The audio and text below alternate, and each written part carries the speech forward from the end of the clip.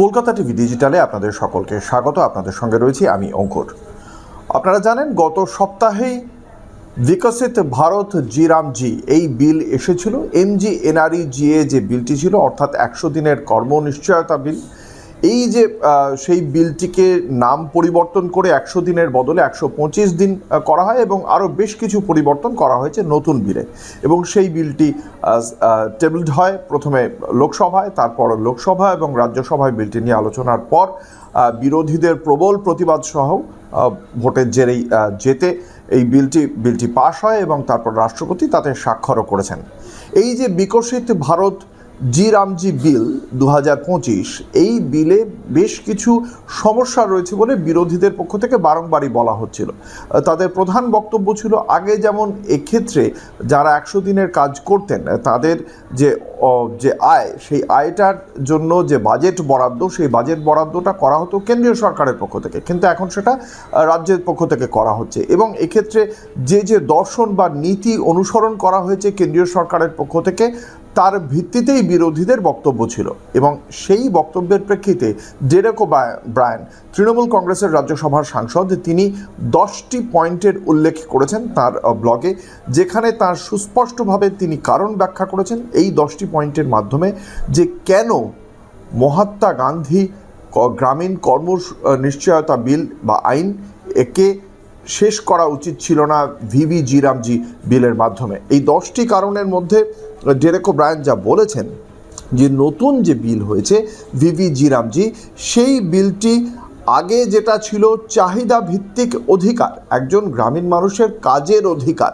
সেই অধিকার থেকে সরবরাহ ভিত্তিক কেন্দ্রীয় প্রকল্পের একটা দানে পরিণত করেছে। এর ফলে কি হচ্ছে যে নির্বাচনের সময় এটা দান বা অনুদান বা উপহারের মতো, এটা তো সরকারের উপহার নয়, সরকার আমায় কাজ দিতে বাধ্য, এটা আমার অধিকার। এই মানসিকতা থেকে যে বিলটা ছিল সেই বিলটা পুরোপুরিভাবে বদলে দেওয়া হয়েছে এখানে। দ্বিতীয়ত, গ্রামীণ যে সমস্ত নারীরা রয়েছেন তারা অনেক ক্ষেত্রেই দেখা গিয়েছে যে MGNREGA এর 50% কাজ তারা করেছে, কোনো জেলা রাজ্যের ক্ষেত্রে সেটা 90% পর্যন্ত হয়েছে। এবং সেক্ষেত্রে তারা সবচেয়ে বেশি ক্ষতিগ্রস্ত হবেন, কারণ তাদের যে অতিরিক্ত আয়টা ছিল এবার সেই অতিরিক্ত আয়টা বন্ধ হয়ে যাচ্ছে, কারণ লিঙ্গভিত্তিক মজুরি সমতা এবং শিক্ষা, পোশাকের মতো পারিবারিক প্রয়োজনের যে বিষয়গুলো ছিল সেগুলো এক্ষেত্রে বড় রকমের ধাক্কা খাবে বলেই মনে করছেন ডেরেক ওব্রায়েন। তৃতীয়ত, যুক্তরাষ্ট্রীয় কাঠামোকে এটা দুর্বল করে দেয়। কেন? এর আগে পুরো 100% টাকাই কেন্দ্রীয় সরকার বহন করত, কিন্তু বর্তমানে 40% এবার রাজ্যগুলোকে বহন করতে হবে। কিন্তু রাজ্য সরকার এই টাকার খরচ বহন করলেও, 40% বহন করলেও, তার বাজেট এবং তার বাস্তবায়নের যে সিদ্ধান্ত, সেই সিদ্ধান্তটা কিন্তু রাজ্য সরকার নিতে পারবে না। অর্থাৎ ক্লাইভের দ্বৈত শাসন মনে পড়ে যাচ্ছে, ইতিহাসের ক্লাইভের দ্বৈত শাসন, যেখানে ক্লাইভের হাতে থাকতো দায়িত্বহীন ক্ষমতা এবং মির্জাফরের কাছে ছিল ক্ষমতাহীন দায়িত্ব। এক্ষেত্রেও কেন্দ্রীয় সরকারের কাছে এই টাকার 60% তারা দেবে, বাকি 40% রাজ্য সরকারকে খরচ করতে হবে। কিন্তু সেই 40% টাকা খরচ করা এবং তার যে বাস্তবায়ন, তার ওপর কোনো সিদ্ধান্ত নিতে পারবে না রাজ্য সরকার।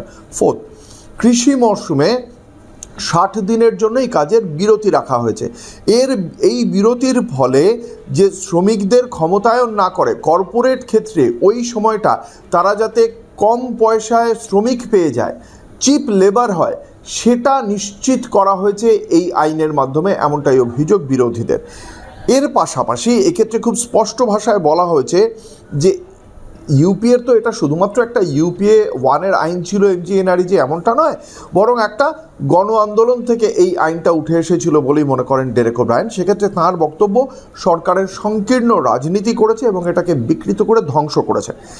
দ্বিতীয়ত বলা হচ্ছে যে এই বিল যুক্তরাষ্ট্রীয় কাঠামোর ওপর আঘাত, কারণ এই বিলের পেছনে কারা ছিলেন?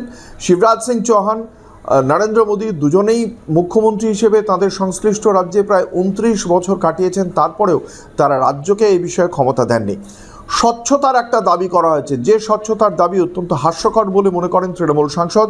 তার বক্তব্য, 2022 সালের মার্চ থেকে বাংলাকে MGNREGA খাতে কোনো তহবিল দেওয়া হয়নি, রাজ্যের প্রায় 52,000 কোটি টাকা পাওনা রয়েছে এবং 59 লক্ষ শ্রমিক 3 বছরেরও বেশি সময় ধরে কোনো মজুরি পাচ্ছেন না। আরেকটি গুরুত্বপূর্ণ পয়েন্ট তিনি বলছেন যে এই ধরনের যে গুরুত্বপূর্ণ বিলগুলো, সেই বিলগুলো যখন অধিবেশন চলে সেই অধিবেশনের শেষ দিকে নিয়ে আসে কেন্দ্রীয় সরকার, যাতে তাড়াহুড়ো করে আলোচনা খুব একটা বেশি না করেই বিলটিকে পাশ করিয়ে নেওয়া যায়, এবং এটা খুব সুচিন্তিতভাবে করে, পরিকল্পিতভাবে করে কেন্দ্রীয় সরকার।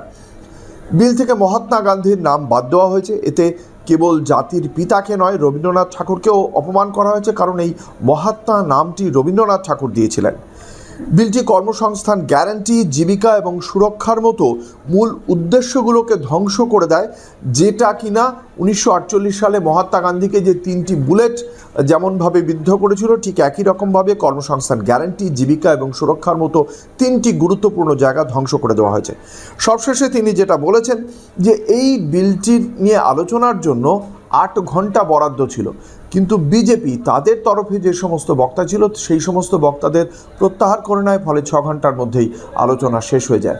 ফলে এই কারণগুলোই দেখিয়ে তাঁর দাবি যে এমজি এনআরইজিএকে ধ্বংস করে ভারতীয় জনতা পার্টির নেতৃত্বাধীন কেন্দ্রীয় সরকার সাধারণ মানুষের, প্রান্তিক মানুষের চরম ক্ষতি করলো, এবং সার্বিকভাবে যুক্তরাষ্ট্রীয় কাঠামো, সার্বিকভাবে পাশাপাশি মহাত্মা গান্ধীর যে দর্শন, যে নীতি, প্রত্যেকটিকেই ধ্বংস করেছে এই কেন্দ্রের বিজেপি সরকার।